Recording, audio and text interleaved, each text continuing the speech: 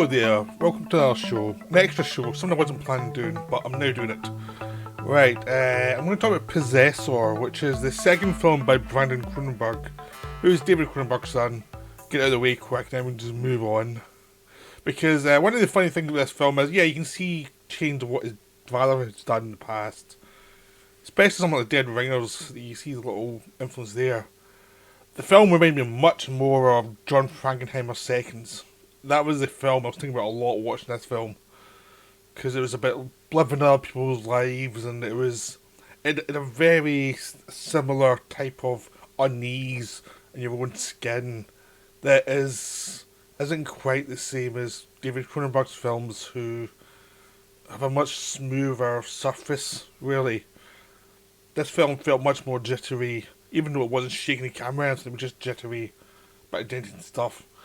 But it was about that through this lens of this, like, person or two people who are unsure of themselves and have identities that are fluctuating. And it can't remember a lot of Seconds, though, because Seconds was one guy becoming another guy, and there's two different actors playing essentially the same character, and there was the unease of living in this world and the tragedy and how the whole thing was going to fall apart because one guy could not switch bodies and then live a second life and actually feel comfortable with himself. And this has a similar feeling to it. But Possessor should get to the plot. The Possessor of the plot is this assassin, basically, and the way they assassinate people is they put someone in their brain, like they have them content, put someone in their brain, and then someone else possesses them, takes over the body. It can only last a few days, so they have to be very quick. And they create a scenario where the person they want targeted is killed, and the person that they've taken over is blamed for it, but they commit suicide before the cops come, so it's an open shut case. And they create a diversion of what the person was doing, how they were pronounced crazy, so it was a sign of his craziness, not anything else, that was the cause of the issues involved. That was basically the setup of this business, which is a very immoral business. This is like a business that thrives on immoral deeds. And no one talks about it. Nobody talks about that. It's just like it's another job. If you've got a job, yeah, it's another job. It's almost like an actor talking about the next job they've got, rather than the actual real consequences. Because it is like an acting job, but the people are dead at the end of it. Which is beyond method. So we've got that, but there is a kind of context of acting, like a performance. Learn another person is like learning a part, and you go into the other person's life and you interact as them and you give a performance as them. You start to get a bit lost within that at times, but then you put yourself back out at the end of it after the job's done, and then you take some time off and you actually focus and get yourself back, and then you go into the next job and the next job. So Andrew Riseborough plays our lead, who has a kind of weird sci-fi name that I never really pay attention to. It's just a person who's doesn't seem to really care about her identity at all. It's someone she just can throw away. I mean, it doesn't matter what her name is. It's about the fact that she's this haunted person who is always becoming other people and always committing murders. So there's a psychopathic element of her character that's just there.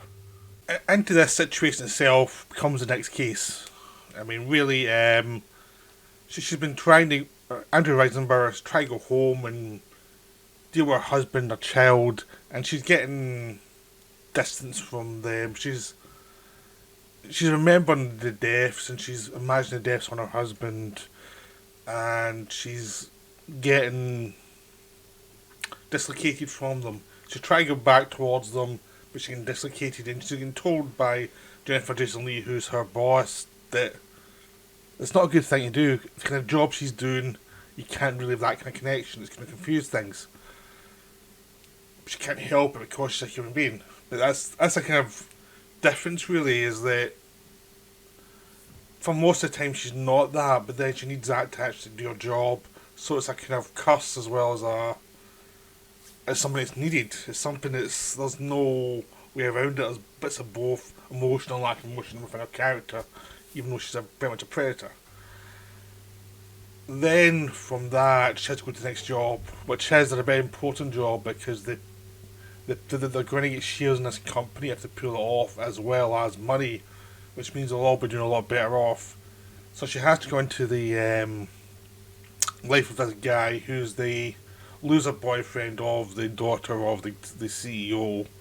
CEO is this predatory guy who's always bored and always wants to find the next big thing, played by Sean Bean. And he's so they want rid of him, and they basically the other son, the son basically wants to promote himself, create a problem that he didn't know how to do with apparently, and he can take over the firm without anybody asking any questions. So the idea is they take over this body, this loser guy, they make him look like he's going mad for a bit, and then one night he's going to kill the CEO and the girlfriend, and then shoot himself, and that's it. That's the plan. Complications arise, obviously, because it's a drama. You know the plan can't go to plan, but you see the setup as Weisenberger studies the person, plans it out, gets the idea of what she should be doing, and then goes into the body and starts to go around the company and figure out what this person is and what the situation is, and just slowly plan for what they need. But you see the dislocation between getting into another body isn't as easy as it seems, and there's a lot of sense of dislocation. You have to always try and get yourself back into the body to make sure you're never getting, the body's not getting controlled by the host, which is the person they're taking over. That person always has to be submerged. And the moral dilemma is not brought up as a speech around. It's just showing like this is immoral what they're doing. This person's essentially being raped. They're taking over his body. They're using his body for something else that he did not agree to. He may not be the best person, but he has been forced against his will for his body to do things that he did not apply for. This is rape. This is murder. This is really the scummiest things possible going on here. And it's being done for profit. So as the situation goes out of control, both sides of the personality, basically the Reisenberg personality plus the original host, start to merge and create this whole duality of who's what and who's in control, who's not, and how they interact with each other in this one body. And you get to a lot of kind of weird imagery that they get in very seconds, like without being a rip-off of seconds, just that feeling of seconds. And it becomes a story of retribution and what do you lose when you do immoral things? What do you lose when you behave immorally but you don't actually show other people the respect they deserve, and you see them as things to make yourself better rather than people? And it becomes this weird meditation that an acting to people and losing your humanity but having to show humanity to actually get your job done, and how it just wears you down, and how human links are important but they can really constrain you. And so you get this thing about how dysfunctional the family actually is of Reisenberg's family, but also the family of the person she's targeting. They're all dysfunctional. The person she's inhabited is basically he's probably not a nice guy. We never find out that much about him. We only ever find out, you only ever see hints of him coming back up when things go wrong as he's trying to get his body back. We never get much personality beyond this is a person who's trying to survive. So it's always based, it's like Reisenberg and the actor playing Christopher Abbott, who's playing the other side of him, trying to get dominance of the body. And it's like how extreme they're going to go, and who's in control and who's not, and what's the relationship, and how twisted it gets, and how like he's a mask for her, but she becomes a mask as well within his mind, and it becomes a thing. How do you see people, and how do you interact with people? Ultimately, when you're trying to survive, or when you're trying to get ahead in the world, or if you're trying to work out your own psychoses and own flaws in your character. Like, what's all that about? So it becomes a complicated story of necessity, of ambition, and what do you lose when you go after some ambitions that are morally dubious at the very least. Because these are basically criminals. They're criminal enterprises, and it's about, in some ways, it's about the life of crime and what it does to a person's soul, which is it dehumanises you, dehumanises people around you, and creates an impression that life isn't worth it for other people's don't belong, because basically at a certain point people die that don't deserve it. I mean, this is pretty brutal. I mean, lots of people in this film die. Anybody who's seems fairly decent, they're probably going to meet a bad ending, which makes everything more brutal. It makes the whole thing become more horrible, because it really shows the consequences of awful acts. It doesn't just come on you; it comes on people who don't deserve the violence on them, and it continues throughout the film. This sense of violence have done to people who don't have it coming, the people who have behaved well in some places. They just get it anyway. So it's a really good film. It's a really terrific film. It's a second film. I haven't seen Antiviral yet, but after this I'm going to go see it. But it is a very strong film.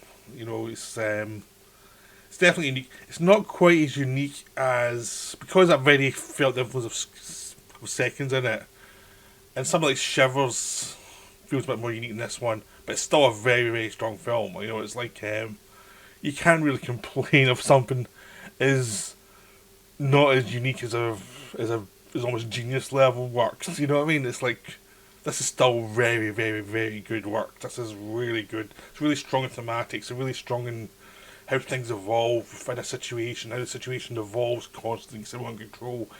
You can see a couple of things coming, but they're always done with ambiguity. And the final scene is terrific, and there's lots of darkness within it, and everything, like the idea of masks become metaphors for your transformation of your own soul, and there's lots of really fascinating things going on here. So it is a very strong film. I'm really looking forward to seeing it again, because there's obviously a lot of layers to it beyond what you'll probably catch the first time round. So this is a very strong film. I'd highly recommend it, and just go try to see it, because it really is worth your time. Okay, I hope you enjoyed this, and I'll be back soon with another one.